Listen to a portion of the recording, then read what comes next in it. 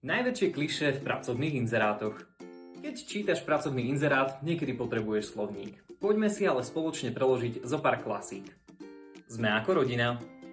Čo to v preklade znamená? Očakávame lojalitu, flexibilitu a možno aj zo pár nadčasov navyše a najlepšie bez otázok.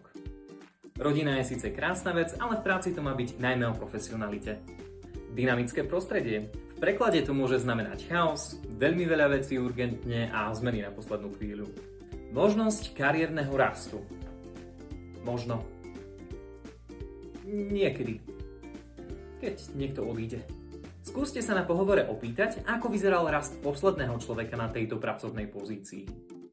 Motivačné finančné ohodnotenie. Základ je nižší, ale bonusy tu trošku nadzdvihnú. Mladý kolektív. Buď startup, alebo vekový filter bez toho, aby to priamo povedali.